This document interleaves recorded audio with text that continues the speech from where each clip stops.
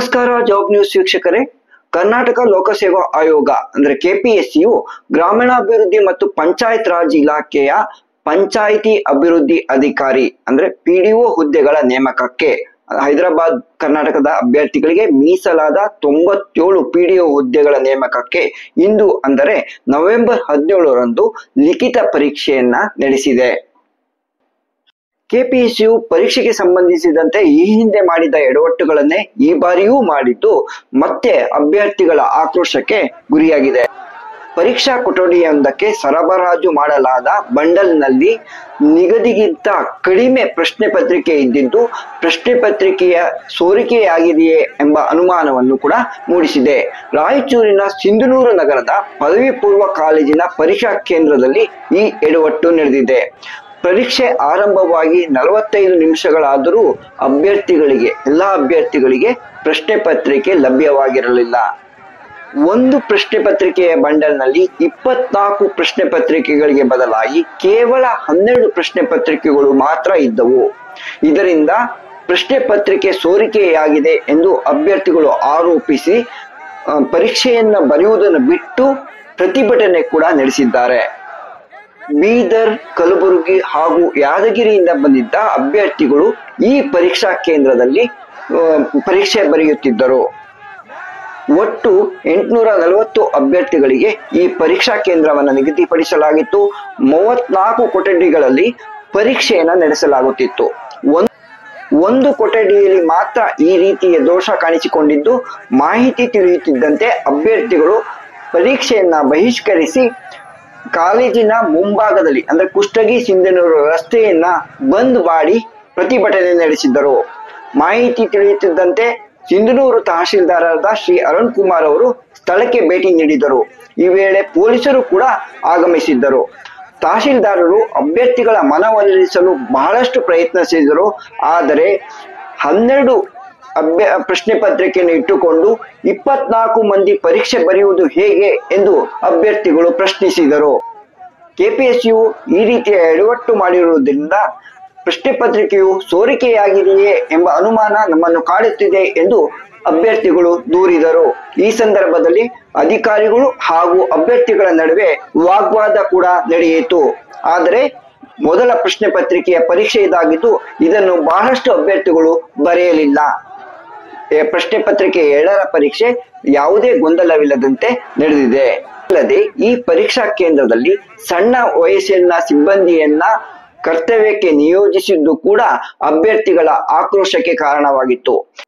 ವಿದ್ಯಾರ್ಥಿಗಳಂತೆ ಕಾಣುವ ಸಿಬ್ಬಂದಿ ಅಭ್ಯರ್ಥಿಗಳನ್ನ ಪರೀಕ್ಷಿಸುವುದು, ಒಳಗೆ ಬಿಡುವುದು ಮತ್ತು ಪರೀಕ್ಷಾ ಮೇಲ್ವಿಚಾರಣೆಯ ಜವಾಬ್ದಾರಿಯನ್ನು ಹೊತ್ತು ಕಾರ್ಯನಿರ್ವಹಿಸುತ್ತಿದ್ದರು.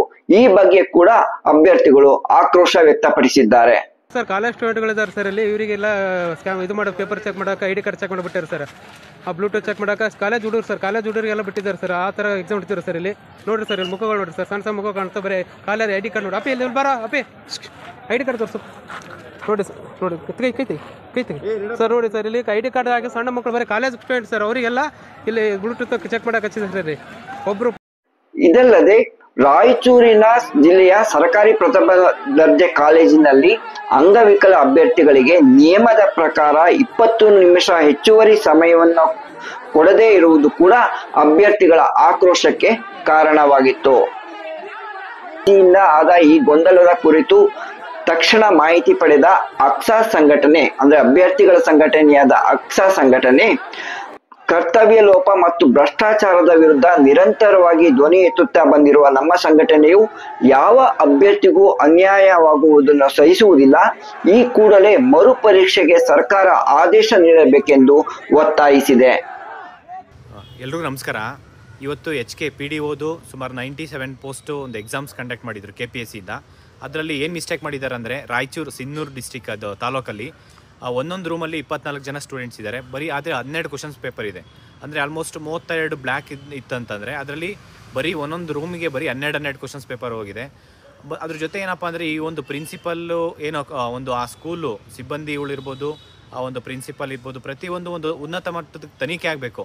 ಯಾಕೆಂದರೆ ಬರೀ ಕ್ವಶನ್ ಪೇಪರ್ ಮಿಸ್ಸಿಂಗ್ ಅನ್ನೋದ್ರ ಜೊತೆ KPSC ಮಾಡಿರೋ ಒಂದು ಅನಾಹುತ ಏನಪ್ಪ ಅಂತಂದರೆ ಈ ಒಂದು ಕಾಲೇಜ್ ಒಳಗಡೆ ಆ ಪ್ರಿನ್ಸಿಪಲ್ ಕೂಡ ಈ ಒಂದು ಕ್ವಶನ್ ಪೇಪರ್ ಏನಾದರೂ ಮಿಸ್ ಆಗಿದೆ, ಮತ್ತು ಇನ್ನೂ 24 ಕ್ವಶನ್ ಪೇಪರಲ್ಲಿ ಬರೀ 12 ಕ್ವಶನ್ ಪೇಪರ್ ಬಂದಿದೆ ಅಂತ ಹೇಳ್ತಿದ್ದಾರೆ. 12 ಕ್ವಶನ್ ಪೇಪರಲ್ಲೂ ಆ ಒಂದು ಇನ್ವಿಜಿಲೇಟರ್ ಏನು ಮಾಡಿದ್ದಾರೆ ಅಂತಂದರೆ ಕ್ವಶನ್ ಪೇಪರ್ನ ಮೊದಲೇ ಅಂದರೆ ಪ್ರಿನ್ಸಿಪಲ್ ಸ್ಟಾಫ್ ರೂಮ್ ಇರುತ್ತಲ್ಲ ಅಲ್ಲೇ ಓಪನ್ ಮಾಡ್ಕೊಂಬಿಟ್ಟಿದ್ದಾರೆ. ಅದನ್ನು ಯಾಕೆ ಓಪನ್ ಮಾಡಿದ್ದಾರೆ ಅಂತಲೂ ಗೊತ್ತಿಲ್ಲ.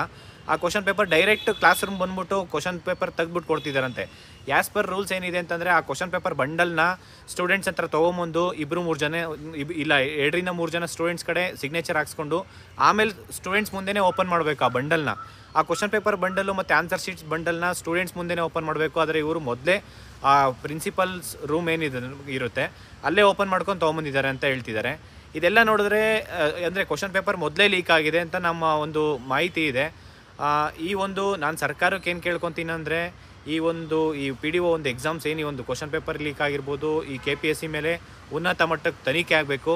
PDO ಎಕ್ಸಾಮ್ಸು ಕಂಪ್ಲೀಟ್ ಏನೋ ಒಂದು ರಾಯಚೂರು ಸಿನ್ನೂರಲ್ಲಿ ಇರೋ ಒಂದು ಸ್ಟೂಡೆಂಟ್ಸ್ ಕಂಪ್ಲೀಟ್ ಯಾರೂ ಒಂದು ಎಕ್ಸಾಮ್ ಬರೆದಿಲ್ಲ ಬೆಳಗ್ಗೆ ಮತ್ತು ಮಧ್ಯಾಹ್ನ. ಈ ಒಂದು ಹಂಗಾಗಿ ಅವ್ರಿಗೆಲ್ಲ ಸ್ಟೂಡೆಂಟ್ಸ್ಗೂ ಮತ್ತೆ HKದಲ್ಲಿ ಏನು 97 ಪೋಸ್ಟ್ ಇದೆ ಅವರಷ್ಟಕ್ಕೂ ಮತ್ತೆ ಮರುಪರೀಕ್ಷೆ ಮಾಡಿದ್ರೆ ಎಲ್ಲ ಸ್ಟೂಡೆಂಟ್ಸ್ಗೆ ಅನುಕೂಲ ಆಗುತ್ತೆ. ಮರುಪರೀಕ್ಷೆ ಮಾಡೋದ್ರ ಜೊತೆ ಏನಪ್ಪ ಅಂತಂದರೆ ಈ KPSC ಅವರು ಆ ಕ್ವಶನ್ ಪೇಪರ್ ತೆಗಿಯೋದ್ರಲ್ಲಿ ಬರೀ 100 ಕ್ವಶನ್ಸ್ ಇರುತ್ತೆ. ಆ 100 ಕ್ವಶನ್ಸಲ್ಲಿ ಸಾಕಷ್ಟು ಸ್ಪೆಲ್ಲಿಂಗ್ ಮಿಸ್ಟೇಕ್ಸು. ಮತ್ತು KS ಎಕ್ಸಾಮ್ಸಲ್ಲಿ ಹಂಗೆ ಮಾಡಿದ್ರು. ಆ KS ಆದಮೇಲೆ ಈಗ ಮತ್ತೆ PDOದಲ್ಲೂ ಟ್ರಾನ್ಸ್ಲೇಷನ್ ತುಂಬ ಮಿಸ್ಟೇಕ್ ಮಾಡಿದ್ದಾರೆ. ಈ ಒಂದು KPSC ಅನ್ನೋದು 100 ಕ್ವಶನ್ಸ್ ತೆಗಿಯೋಕ್ಕೆ ಬಂದಿಲ್ಲ ಅಂದರೆ ನೀವು ಯಾಕೆ ಇರ್ತೀರ ಅನ್ನೋದು ಗೊತ್ತಿಲ್ಲ. ಸರ್ಕಾರ ನಾನು ಕೇಳ್ತಾ ಇರೋದು PDO ಕಂಪ್ಲೀಟು ಈ ಒಂದು ಎಕ್ಸಾಮ್ಸು ಮರುಪರೀಕ್ಷೆ ಆಗಬೇಕು. ಯಾಕೆ ಅಂತ ಹೇಳಿದ್ರೆ ಸ್ಟೂಡೆಂಟ್ಸು ಬರೀ ಅದೊಂದೇ ಸೆಂಟರ್ ಅಲ್ಲ, ಮಲ್ಟಿಪಲ್ ಸೆಂಟರು 3-4 ಸೆಂಟರಿಂದ ತುಂಬ ಸ್ಟೂಡೆಂಟ್ಸ್ ಕಾಲ್ ಮಾಡಿದ್ರು. ಸಾಕಷ್ಟು ಮಿಸ್ಟೇಕ್ಸ್ ಮಾಡ್ತಾಯಿದೆ KPSC ಅಂತೇಳಿ. KPSC ಯಾಕೆ ಎಕ್ಸಾಮ್ ಮಾಡ್ತಾಯಿದ್ದೀರ ಅಂತ ಗೊತ್ತಾಗ್ತಾಯಿಲ್ಲ. ಲಾಸ್ಟ್ 1 ಇಯರಿಂದ KS ಎಕ್ಸಾಮ್ಸ್ ಆದಮೇಲೆ ಇದು PDOದು 2ನೇ ಎಕ್ಸಾಮ್ಸ್ ಅನ್ಕೊತೀನಿ. ಲಾಸ್ಟ್ 1 ಇಯರಿಂದ ಏನು ಕೆಲಸನೂ ಆಗ್ತಾಯಿಲ್ಲ. ಮತ್ತು ಎಷ್ಟೊಂದು ನೋಟಿಫಿಕೇಷನ್ ಪೆಂಡಿಂಗ್ ಇದೆ KPSCಲಿ, ಯಾವ ಕೆಲಸನೂ ಮಾಡ್ತಾಯಿಲ್ಲ. ದಯವಿಟ್ಟು ಸರ್ಕಾರ ಈ ಕೂಡಲೇ ಇದನ್ನೆಲ್ಲ ಒಂದು KPSCಗಿರ್ಬೋದು ಈ ಸರ್ಕಾರ ಈ ಕೂಡಲೇ ತನಿಖೆ ಮಾಡಿಬಿಟ್ಟು ಆ ಒಂದು ಎಕ್ಸಾಮ್ಸ್ನ PDO ಎಕ್ಸಾಮ್ಸು ಯಾರು HKದಲ್ಲಿ ಒಂದು ಪಾಪ ಸ್ಟೂಡೆಂಟ್ಸ್ ಇದ್ದಾರೆ ಅವ್ರ ಕಷ್ಟ ನಿಮ್ಗೆ ಏನು ಅರ್ಥ ಆಗ್ತಾಯಿಲ್ಲ ಅಂತ ಅನ್ಕೊತೀನಿ ನಿಮಗೆ. ಯಾಕೆಂದರೆ ಅವ್ರು ಎಕ್ಸಾಮ್ ಬರೀಬೇಕಂದ್ರೆ ಸಾವಿರಾರು ರೂಪಾಯಿ ಖರ್ಚು ಮಾಡಿಕೊಂಡು ಇವತ್ತಿರೋ ಎಕ್ಸಾಮ್ಸ್ಗೆ ನಿನ್ನೆ ಹೋಗಿ ಅವರು ಅಲ್ಲೇ ಲಾಡ್ಜಲ್ಲಿ ಉಳ್ಕೊಂಡು ಸಾವಿರಾರು ರೂಪಾಯಿ ಖರ್ಚು ಮಾಡಿಕೊಂಡು ಪಾಪ ಎಕ್ಸಾಮ್ಸ್ ಬರೆಯೋಕ್ಕೆ ಅಂತ ಹೋಗ್ತಾರೆ. ಆ ಎಕ್ಸಾಮ್ಸಲ್ಲಿ ಈ ಥರ ಸ್ಕ್ಯಾಮ್ಸು ಪ್ರತಿಯೊಂದು ಎಕ್ಸಾಮ್ ಸರ್ಕಾರ ಇದಕ್ಕೋಸ್ಕರ ಒಂದು ಕ್ರಮ ತಗೊಂಡು ಈ ಒಂದು PDO ಎಕ್ಸಾಮ್ಸ್ನ ಕಂಪ್ಲೀಟು ಎಕ್ಸಾಮ್ಸ್ ಮಾಡಿದ್ರೆ ಮತ್ತು ಈ ಮುಂಬರುವ ಒಂದು ಈಗ HK ಎಕ್ಸಾಮ್ಸ್ ಆಗಿದೆ ಮತ್ತು ನಾನ್ HK ಒಂದು ಡಿಸೆಂಬರ್ 7-8 ಎಕ್ಸಾಮ್ಸ್ ಇದೆ. ಅವಾಗಲೂ ಇದೇ ರೀತಿ ಈಗ ಎಕ್ಸಾಮ್ಸ್ಗೆ ಅವರು ಒಂದು ಕಾನ್ಫಿಡೆನ್ಸ್ ಹೋಗ್ಬಿಟ್ಟಿದೆ. ಈ ರೀತಿ ಒಂದು ಸ್ಕ್ಯಾಮ್ ಆಗ್ತಾ ಇರೋದ್ರಿಂದ ಯಾರು ಹೆಂಗೆ ಬರೀಬೇಕು ಅನ್ನೋದೇ ಗೊತ್ತಾಗ್ತಿಲ್ಲ, ಹೆಂಗೆ ಓದಬೇಕು ಅನ್ನೋದು ಗೊತ್ತಾಗ್ತಿಲ್ಲ. ದಯವಿಟ್ಟು ಸರ್ಕಾರ ಈ ಕೂಡಲೇ ಈ ಒಂದು ಆಗಿರೋ ಒಂದು ಅನಾಹುತಕ್ಕೆ ಉನ್ನತ ಮಟ್ಟದಕ್ಕೆ ತನಿಖೆ ಆಗಿ ಈ ಒಂದು ಎಕ್ಸಾಮ್ಸ್ನ ಮರುಪರೀಕ್ಷೆ ಮಾಡೋದ್ರ ಮುಖಾಂತರ ಎಲ್ಲ ಸ್ಟೂಡೆಂಟ್ಸ್ಗೂ ಮತ್ತೊಮ್ಮೆ ಅವರಿಗೆ ಭರವಸೆ ಕೊಡಬೇಕು ಸರ್ಕಾರ ಕೂಡ ಈ ನಿಟ್ಟಿನಲ್ಲಿ. 198 ಪರೀಕ್ಷಾ ಕೇಂದ್ರಗಳಲ್ಲಿ ಈ ಪರೀಕ್ಷೆ ನಡೆಯುತ್ತಿದ್ದು 99,107 ಅಭ್ಯರ್ಥಿಗಳು ಅಂದ್ರೆ 97 ಹುದ್ದೆಗೆ 99,107 ಅಭ್ಯರ್ಥಿಗಳು ಪರೀಕ್ಷೆ ಬರೆಯಲು ಅರ್ಹತೆ ಪಡೆದಿದ್ದರು. ಇವರಲ್ಲಿ 50%ಕ್ಕಿಂತ ಹೆಚ್ಚಿನ ಪ್ರಮಾಣದ ಅಭ್ಯರ್ಥಿಗಳು ಪರೀಕ್ಷೆಗೆ ಹಾಜರಾಗಿದ್ದಾರೆ ಎಂದು ಪ್ರಾಥಮಿಕ ಮಾಹಿತಿಗಳು ತಿಳಿಸಿವೆ. ಕಡ್ಡಾಯ ಕನ್ನಡ ಭಾಷಾ ಪರೀಕ್ಷೆಯು ಶನಿವಾರದಂದು ಅಂದ್ರೆ ನವೆಂಬರ್ 16ರಂದು ನಡೆದಿದ್ದು ಈ ಪರೀಕ್ಷೆಗೆ 56% ಅಭ್ಯರ್ಥಿಗಳು ಹಾಜರಾಗಿದ್ದರು. ಈ ಪರೀಕ್ಷೆಯನ್ನ ಬರೆಯಲು ಒಟ್ಟು 74,150 ಅಭ್ಯರ್ಥಿಗಳು ಅರ್ಹತೆ ಪಡೆದಿದ್ದರು.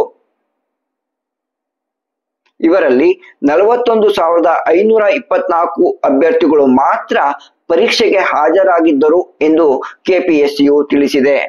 ಈಗಾಗಲೇ KS ಪೂರ್ವಭಾವಿ ಪರೀಕ್ಷೆಯ ಪ್ರಶ್ನೆ ಪತ್ರಿಕೆಯ ಅನುವಾದದ ಸಂದರ್ಭದಲ್ಲಿ ಲೋಪವನ್ನುಂಟು ಮಾಡಿ ಮರುಪರೀಕ್ಷೆ ನಡೆಸಲು ಕಾರಣವಾಗಿರುವ KPSCಯು PDO ಹುದ್ದೆಗಳಿಗೆ ಸಂಬಂಧಿಸಿದ ಹಾಗೆ ನಡೆದ ಇಂದಿನ ಪರೀಕ್ಷೆಯಲ್ಲೂ ಕೂಡ ಅದೇ ತಪ್ಪನ್ನು ಮಾಡಿದೆ.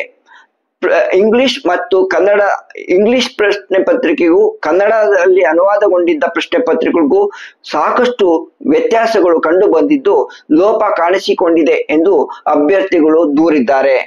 ಹೀಗಾಗಿ ಈ ಪರೀಕ್ಷೆಯನ್ನು ಮರುಪರೀಕ್ಷೆ ನಡೆಸಬೇಕೆಂದು ಕೆಲ ಅಭ್ಯರ್ಥಿಗಳು ಈಗಾಗಲೇ ಆಗ್ರಹಿಸಿದ್ದಾರೆ.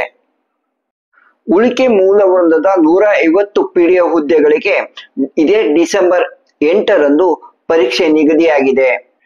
ಈ ಮಾಹಿತಿಯೊಂದಿಗೆ ಈ ವಿಡಿಯೋನ ಮುಗಿಸುತ್ತಿದ್ದೇನೆ. ಉದ್ಯೋಗ ಜಗತ್ತಿನ ಸುದ್ದಿಗಳಿಗಾಗಿ ನಮ್ಮ ಜಾಬ್ ನ್ಯೂಸ್ ಚಾನೆಲ್ ಅನ್ನ ಸಬ್ಸ್ಕ್ರೈಬ್ ಮಾಡ್ಕೊಳ್ಳಿ. ಮತ್ತೆ ಭೇಟಿಯಾಗೋಣ. ನಮಸ್ಕಾರ.